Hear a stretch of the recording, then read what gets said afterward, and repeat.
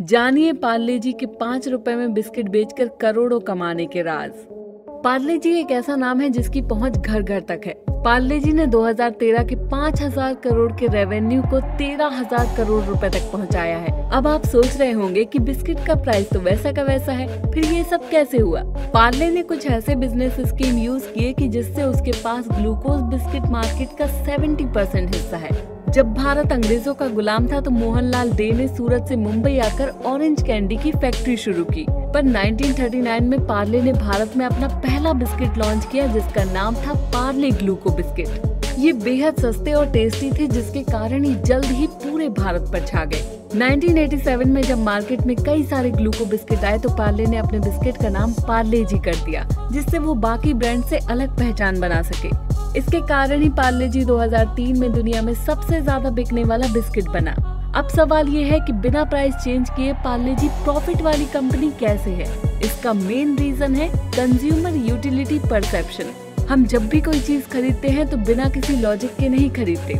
जैसे अगर आप किसी आईफोन लिए किसी कॉलेज बॉय से पूछेंगे कि उसने आईफोन क्यों खरीदा, तो वो आपको कई रीजन दे देगा, जबकि उसका मेन लॉजिक सोशल स्टेटस बनाए रखना है। इसी तरह पार्ले जी का भी यूज चाय, दूध, कॉफी के साथ रेगुलर किया जाता है जिससे इसकी डिमांड बढ़ जाती है, जबकि अदर ब्रांड के बिस्किट को हम नॉर्मली कभी कभी स्वीट स्नैक्स के तौर पर यूज करते हैं, जिसके कारण उन ब्रांड के बिस्किट के प्राइस चेंज से भी कंज्यूमर को ज्यादा फर्क नहीं पड़ता है।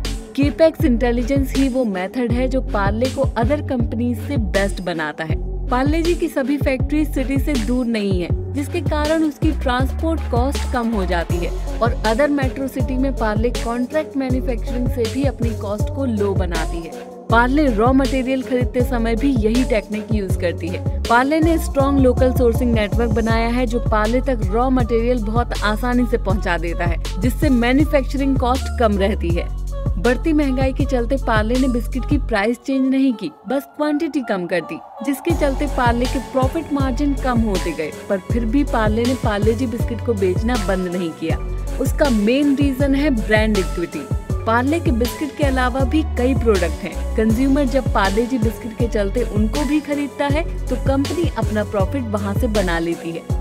पार्ले की इस केस स्टडी से हम 2 लेसन सीख सकते हैं। नंबर 1, किसी एक पर निर्भर ना हो। पार्ले का बेस्ट प्रोडक्ट है पार्ले जी बिस्किट, फिर भी उन्होंने और भी प्रोडक्ट बनाए ताकि वो पार्ले जी बिस्किट पर निर्भर ना रहें।